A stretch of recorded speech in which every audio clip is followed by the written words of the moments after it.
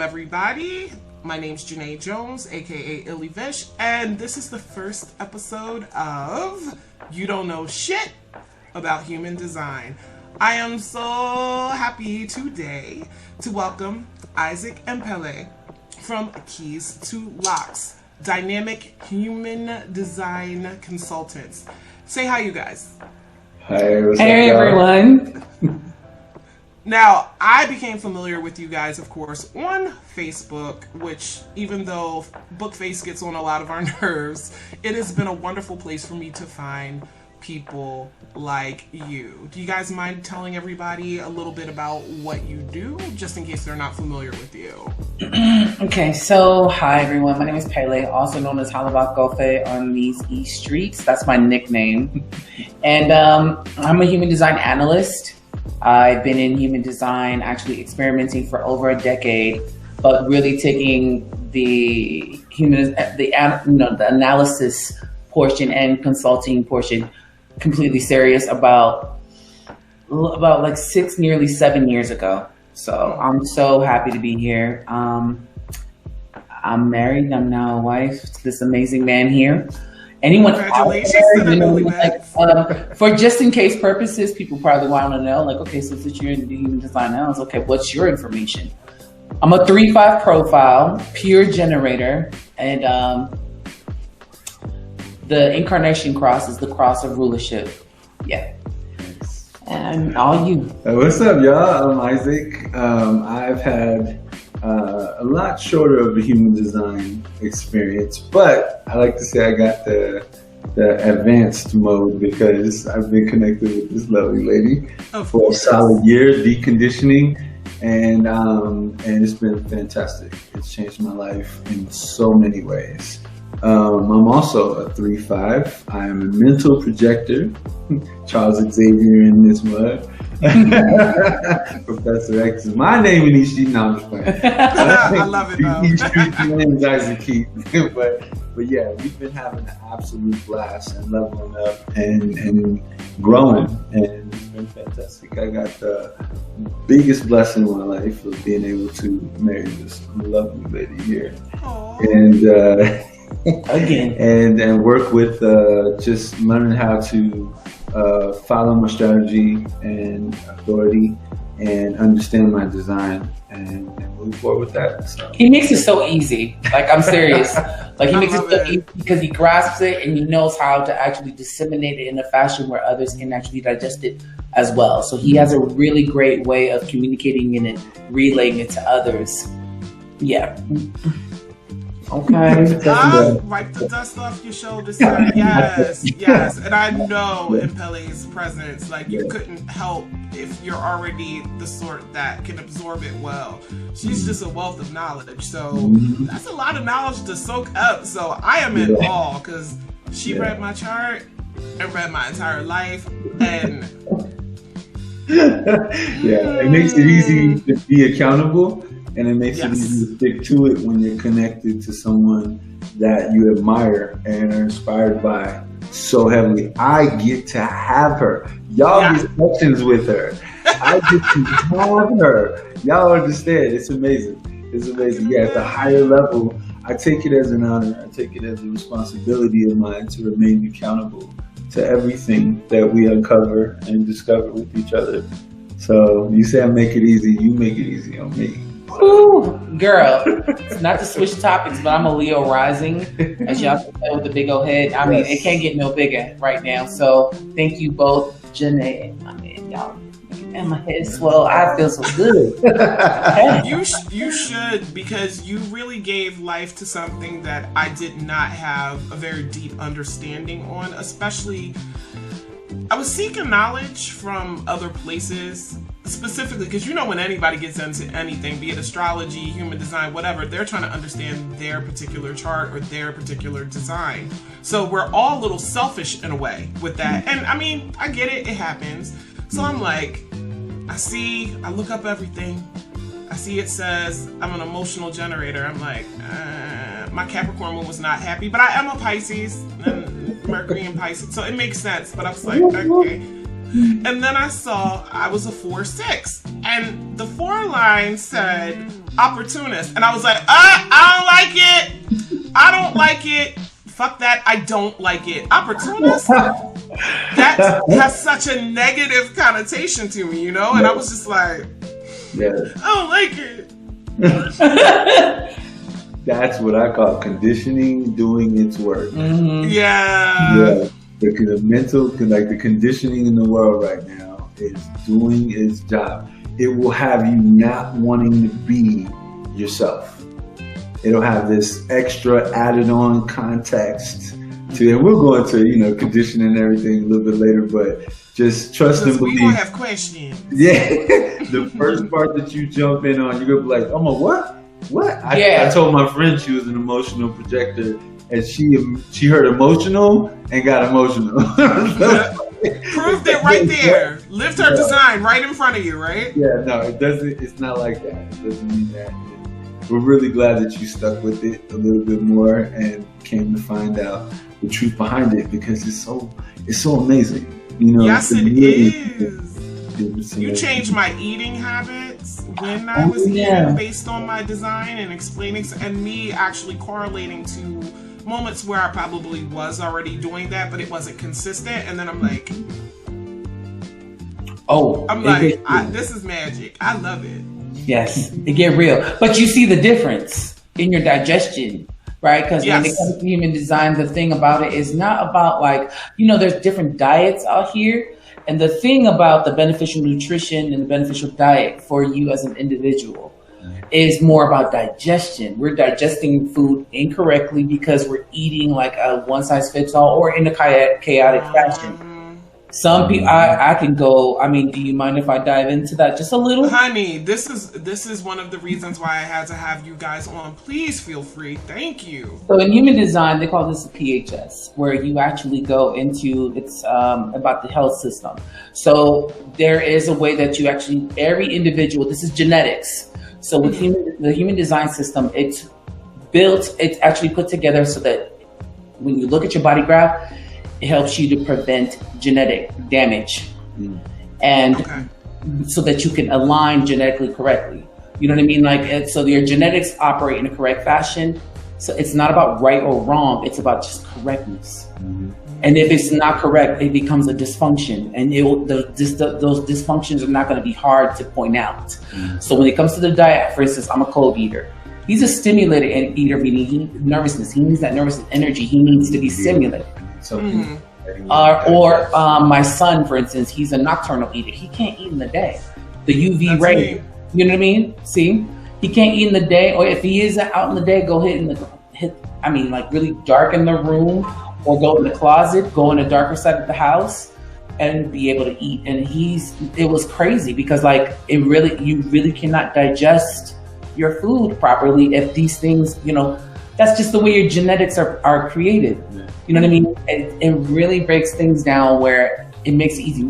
As a cold eater, to hear that was like you experienced. Okay, that makes sense. But you're teetering back and forth between old habits and conditioning. Yep. And convenience. And the conditioning too is don't eat at night. And that's not really. I was going out with how you'll go out and you eat outside with people, and the sun would be shining on me, and I would eat. I'd be happy about eating. I'm a Venus and Taurus, and I'm a progressed Taurus sun, so food is but I would notice it. I wasn't right for the rest of the day. I didn't feel right. My body didn't. I wasn't digesting appropriately. But then, if it's 9:30, which most people will be like, "Why are you eating now?" I never have a problem when it's night and I'm eating. But you know, those nice little lunch trips and dates and such. You get about sunshine. A day, you know, and you work all day, and then you get lunchtime. It's like, well, what am I supposed to do? Go to a closet or something? Like what? It's also a convenience thing. When we're out, we can go order some food and have to sit and wait until it cools off, or try to complement it with a bunch of ice or something, like trying to find a way to hack it. For me, if I'm sitting in a room by myself, or if I'm just busy, if I'm looking at something online or editing something or getting into something, I have to be stimulated. So if I'm just noshing on something, you know, whatever, I'll feel sick for the rest of the day. And it's bloated, and it's like, what is going on? And once I really noticed it, I really got the chance to differentiate between, okay, this is happening because of this. And that really blew my mind. It's like, wait a minute. My environment is a part of my digestion that just speaks to a level of like sophistication. We're sophisticated beings. We move from what, seven centers. That's what the chakras are, right? Chakras in the human system.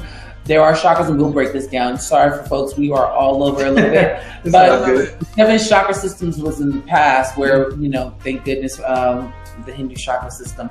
But we mutated as a species after 1781. It evolved. Back then, and just to make it as easy as possible, we could deep dive. We had what they call Saturnian bodies in the past.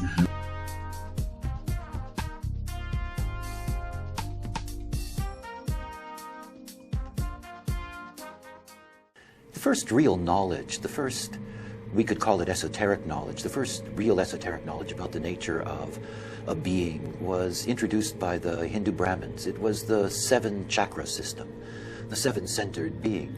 And the 7-centered being is what our history is made up of. That is, that 7 chakra being going all the way back to the very beginnings, the pre-beginnings of civilization, going back, in fact, a couple of 100,000 years. That it was the 7-centered being that dominated this plane. It was the 7-centered being that built the civilizations of this planet. And then, in 1781, an extraordinary thing took place.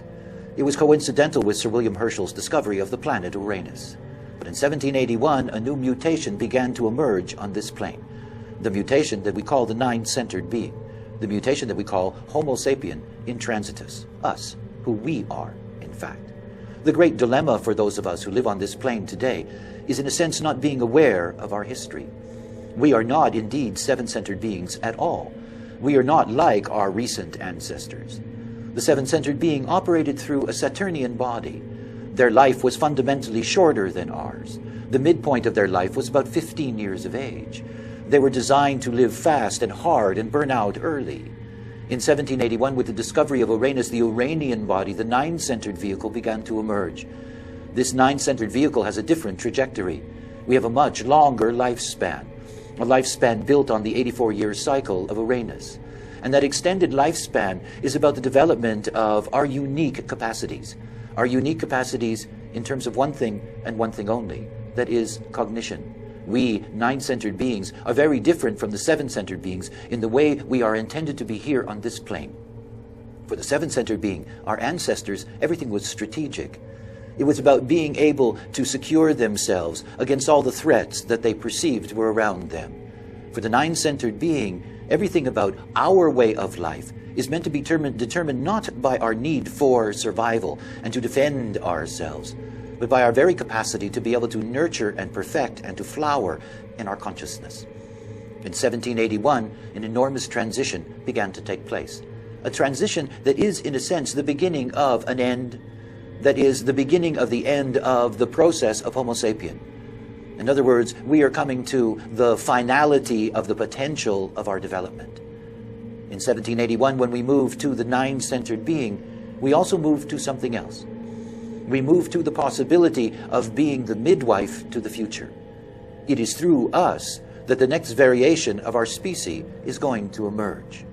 Our history, our unique history, began in 1781.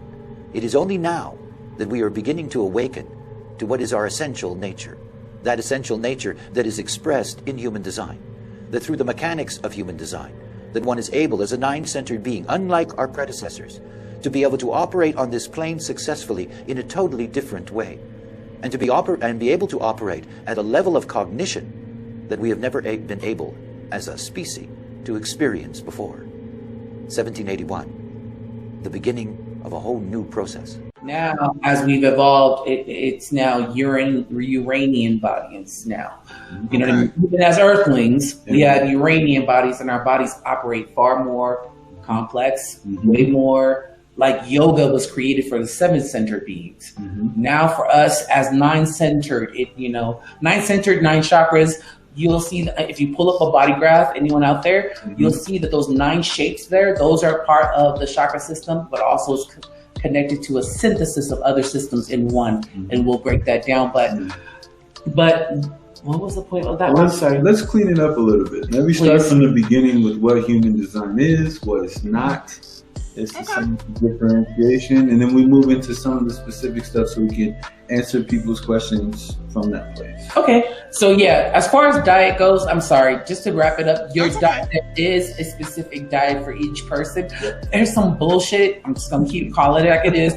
There's a lot of the bullshit, that's what we do here. Bullshit on the internet where people are trying to make money and regurgitating misinformation, calling it aura types or, generator diet. Projector diets, reflector diets, manifesting generator diets, or manifestor diets. That's bullshit. It's fucking wrong. Why is that wrong? Because you're misleading a ton of people to eat incorrectly. Well, I guess they don't know shit about human design. And then it smears human design in a way that is just it deters people from actually following they call this the science of differentiation. What does that mean? It means we need our differences. We need that biodiversity.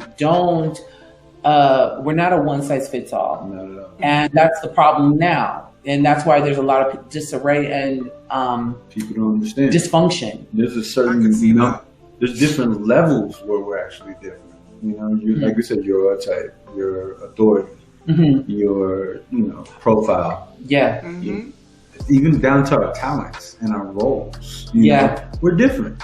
And when everybody tries to follow one, mindset or one understanding, we'll call it conditioning, or you're supposed to do this, or as a this gender, you're supposed to do this, or as that gender, you're supposed to do that. Or your race, or your culture, or as a culture or race, you're supposed to do these things.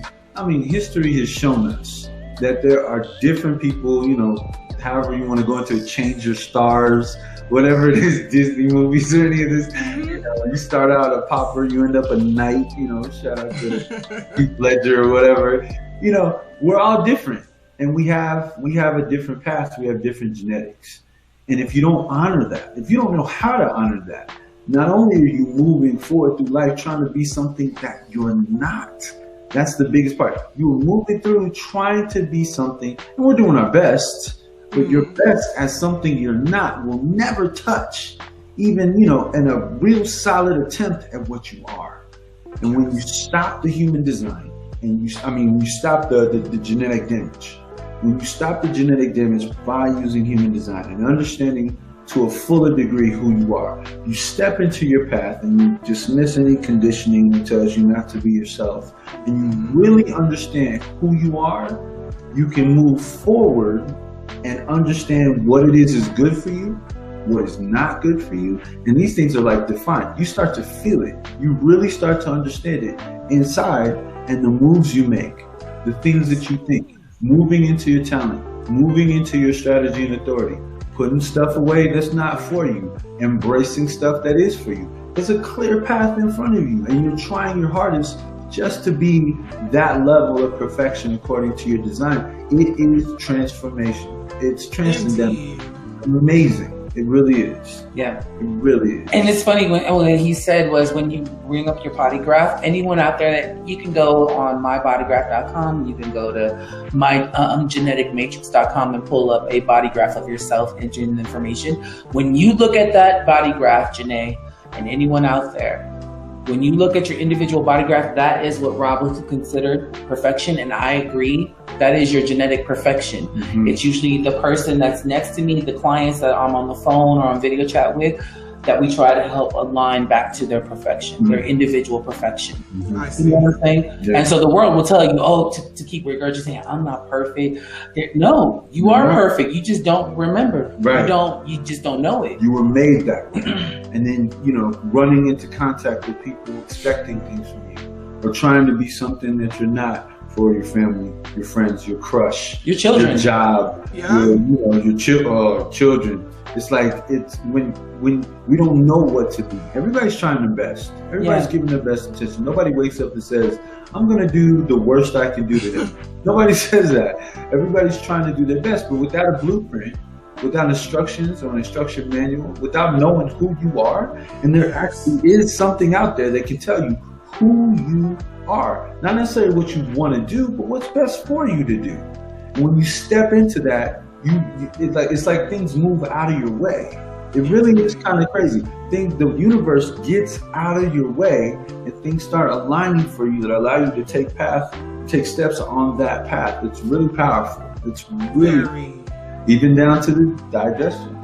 Yeah, very digestion. We could go into that in depth. I'm sorry, Janae, if we cut you off there. No, you're okay. I was just so moved by being able to see all the different ways this gave me insight into accepting and being myself and aligning with myself. Because initially that response to, oh my God, I saw a word I didn't like because it has a negative connotation. And then coming to understand that that negative connotation that I had was not what it meant. And when I thought about my life, I'm like, oh hell yeah, I am one of those people where it just seems like opportunities come my way for me to be able to add my energy to, just because of me generating the want for it. I don't know why I took it so hard, but it was probably because I didn't have you to break it down initially. I was just It's okay. It's conditioning, yeah. And if anyone's out there is a fourth line like Janae, she's a 4-6. Whether you're 4-1, 2-4, 1-4. My baby here, my man, is a 3-5 profile guy, but he's like in what they would consider in like astrology is stellium.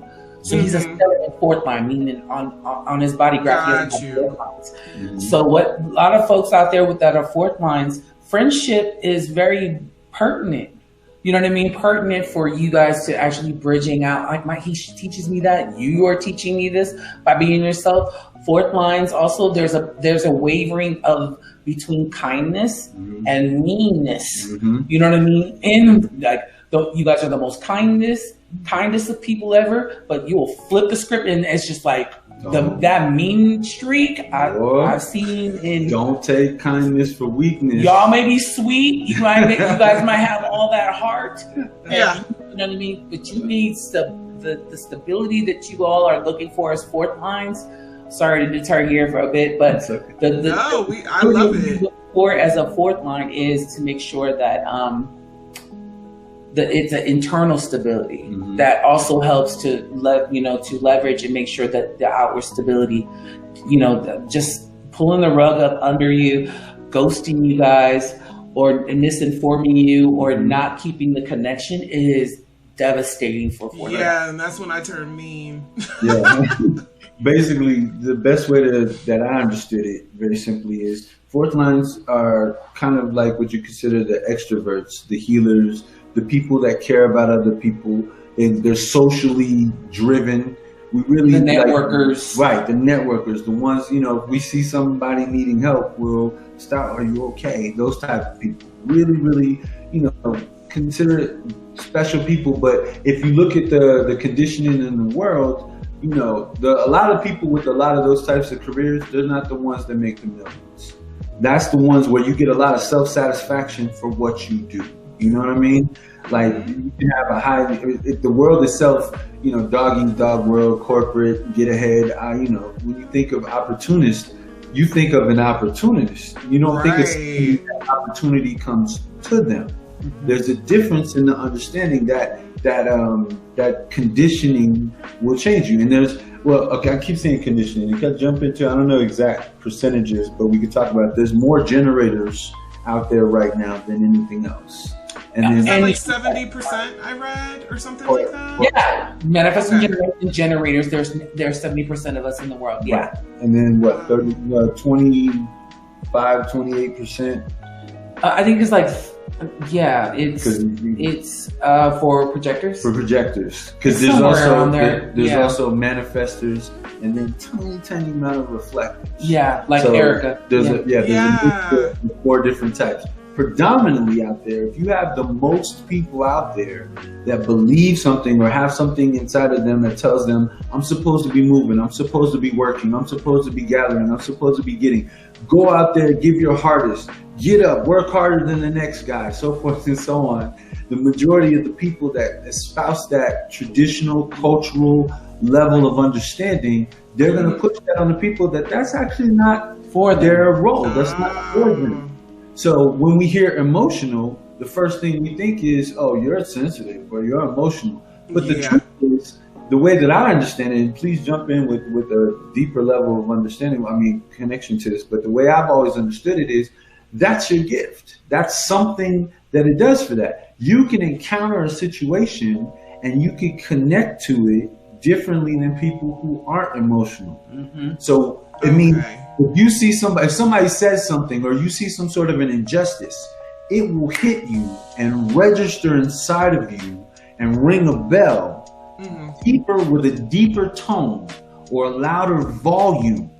And that doesn't mean, well, the strategy for emotional, whatever, projectors, generators, so forth, the strategy is to not allow that to spur you into some sort of an action, decision, commitment, understanding, to wait, to hold back for a moment and allow yourself to come to clarity. That may be a day, that may be 2 days, that may be whatever, and you need some sort of a practice that allows you to revisit that encounter, whatever that was, revisit that encounter clear of the emotions that directed you into it in the first place. Some people will walk right on by that very same encounter, but your awareness is triggered with the emotion that happens and ties you to it. It ties you to it and it brings you to it and makes you connect to it, whatever's going on. Just don't allow the same thing that brought you to it to carry you through it.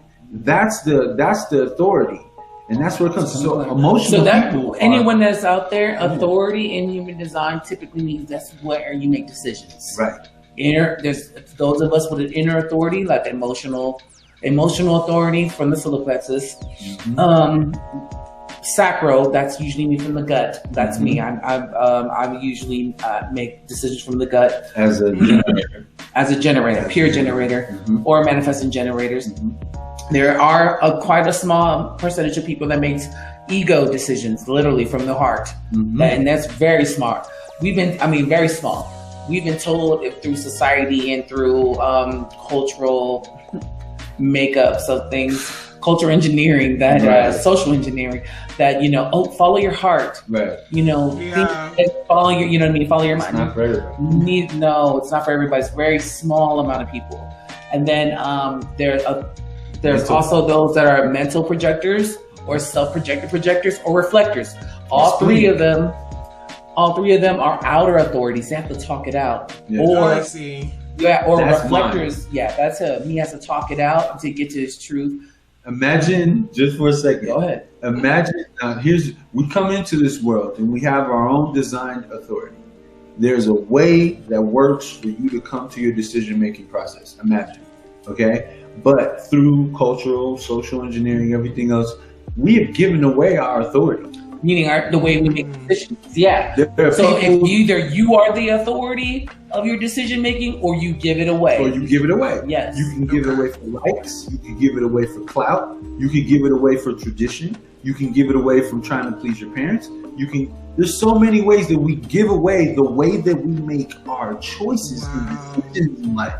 We give that away thinking that that's the best way for us to make it through whatever it is. But the truth is, everybody has a specifically designed way that works for them to make it. Now imagine, I just said all that, but imagine you come into this world, you don't know how to make your own decisions and you're trying to figure it out. When I would have a communication with people, and this this has been a rough one, especially as a 3-5. We'll talk about that a little bit later. Okay. But I have to speak with people that I trust, a council of people that I trust. I have to come to my truth. And it's not always going to be coherent. Right. It doesn't start out as, hey, I've got this, this is what I think about this. Sometimes it'll start out with me just shot in the dark. Yes. I'll just throw Fleshing something out there, things out. and people turn around and say, what did you just say? Scattergun. And then I'll be like, well, not sporadic. like that, but more like this. And then the more I tell, oh, did you meet? And if I'm talking with someone who God bless you, baby. I love you. I love you. You're amazing. If I'm talking with someone who understands that authority, I can trust her, and I can sit and we can talk. And when I've come to my truth, there's this clarity, like that emotional tone I told you about. There's this clarity inside that rings, and I know that's my truth. That's what I know. That's what I understand. It's not that I can't be wrong. I might be wrong, but in terms of where I move forward and what I know and what decisions I'm making, I can move forward trusting that that's my truth. But I need someone else to do that with me. Right. I've supplemented it. I've tried to make it work, supplementing it by writing it down. I would have arguments and fights. People would tell me that my conversation was manipulative, or they'd say I was gaslighting them, or they would say my words are fluid and don't mean anything. The whole time, girl, it's an outer authority. I'm trying he to has come to talk to it my out. truth. Can you imagine? Yeah, like trying to figure out what my truth is, but everybody, no, you said. It's So like, you had to pick wait, the right wait. What did I mean? You know what I mean? Hold on. You got to get to what I meant, and that's not very easy to navigate in the conditioning of the world today. No. People have very little patience for people with outer authority. We've been told to hurry up and use your mind to make your decisions. Yeah. A lot of the mind is where it's powerful, but that's where the reviewing is. That's where ideas come from. Right. But those ideas, those doubts, those pressures have to be tested and to prove out. There was one authority that we left out, which was splenic. So people, there are splenic. They're usually splenic authority. Of a projector. Give an example. Okay, so like they make decisions like our ancestors did. So they're fast in the moment, quick, survival hurry. based. It's survival based. They can smell, hear, see bullshit or the truth. So like think of how our ancestors were in the past. They didn't have time to work out their feelings. They didn't have time to think things out or not necessarily the gut either, because if a lion is running after him to kill him, they have to run. Let me come to my truth with you about you running at me right now. You're dead. Yeah. And that does designate a certain level of evolution and sophistication. Yeah. At that level, everybody that wasn't splenic probably died off. They make that. Right. But over years, our world has developed, and the people that we are in our bodies have developed into a place where even our digestion, our communication, these things are now dependent on our environment instead of exclusive from our environment for survival's sake. You know what I mean? Tell me about your superpower with the gut that we trust, and your gut flares. You know what I'm saying? As a generator, I'm a peer generator, so I make decisions from my gut. I'm gonna make it. So the way I make decisions from my gut, oh man, there's no real major communication when it comes to that. It's actually just okay. I'm just gonna go. You tell me. If we're doing something, if we're moving in it, I'll give you a perfect example. We're parking in a place that I've parked many times before.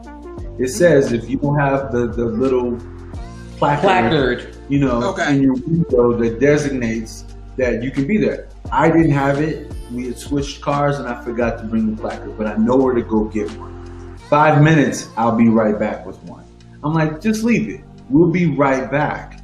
Her gut fires. And she can explain the sensations and how it happened. But the minute her gut fires, everything stops. Because if we're heading or we're doing something and her gut fires, we are moving in the wrong direction. Okay. Something is off. Cease and desist all activity. figure out what is making her gut flare. I call that a spidey sense. That's a superpower. It is. She waited by the car, and I went to get the placard. I come back, and she tells me the people who tow just drove by. Wow. And if she wasn't in the car, they'd have been hooking up my car. Placard or no placard, they wouldn't have cared. They paid their money. The minute they start hooking it up, they're gone. Because that's how they get paid. They don't care. Of course. So that's just one simple. There's been plenty of complex conversations. We're in the middle of a conversation and it's going in a direction, and immediately, baby, my gut's firing. And we have to stop and investigate or stop all activity, figure it out. It's such a powerful thing for relationships, but it takes someone like she is there for me with my authority. When it comes to her authority, I am 100% like empowered and believing in it. She has this amazing opportunity to make sure we're not heading down the wrong alley. Yeah, all of that is about your decisions. Yeah. Like when I realized, like, you know, I'm pretty sure, Janae, when you were a child, a lot of us in your audience, and, you know, yourself as well, I'm pretty sure as children, we knew how to operate our decision making, but it got tainted or you know, we got trained or whooped out of us, right? Or you know, there's totally. It's like I know how difficult it can be. I have a lot of compassion. If there's anything about the human design system that has taught me and others, is that it taught a lot of compassion to respect others' differences and to really see them. You know what I mean, in their total form. Yeah. I can see how it could do that too, especially if everybody has been, I don't know, maybe your parents told you, showed you, formed you, and they're moving you away from yourself and reconnecting with that self. I mean, we talk about all the time, like, you know, child energy and people connecting to their inner child. I feel like I didn't really understand what that meant until things were explained to me in this way, because that's probably the closest I was to myself before years of conditioning. Exactly. And we're all trying our best. You know, we all got kids. We all do what we think is best. We take a little bit of what we got from our parents and a little bit of what we said we never do and a little bit of what we want to do or what we expect from them. Put all that together and we ruin the kid. But ultimately, we do our best. But I have a 7-year-old child. And the first thing I asked her when I had my session with her, I cared about myself and I wanted to learn about myself. But the biggest thing how do I raise my son? It was in the middle of COVID. I had custody of him. We were quarantining, so it was me and him. Right. That was it. And as a dad, you know, Kevin Hart made a lot of good jokes about how dads raise their kids versus, you know, hey, y'all better not be in that toilet. You know, like, as dads, we have a different connection, you know, than moms do and so forth. Sure. But I wanted to know what his aura type was, what his process was, you know, what his environment was, what his eating style was. It was so important to me to move in the proper direction when raising my son, and that was one of the biggest connections that we formed early on.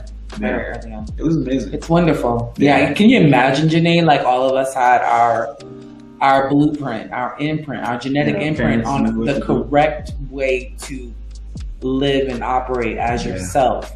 Yeah. Not like as a family, not like everybody else, not like whatever, you know what I mean? Even as a family, how do we correctly operate too without harming each other and causing genetic damage? Yeah. Being able to really truly respect each individual in the family based on their particular design, to know why some things don't work the same for everybody else within the family unit. That, like, these are not the things that we're taught in school. No, not at all. Not at all.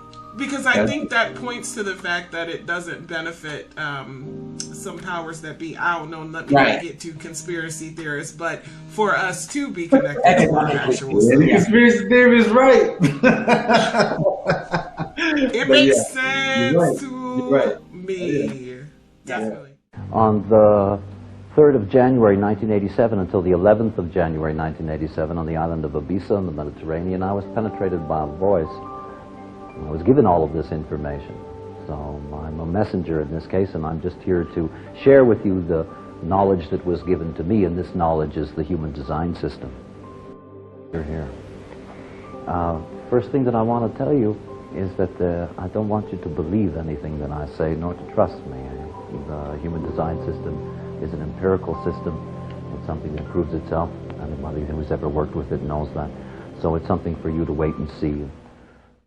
Stay tuned for a continued conversation with Pele and Isaac from Keys to Locks on human design. You won't want to miss it. Don't forget to like, share, subscribe, and hit the notification bell so you'll know when I post a new video. And thank you so much for tuning in.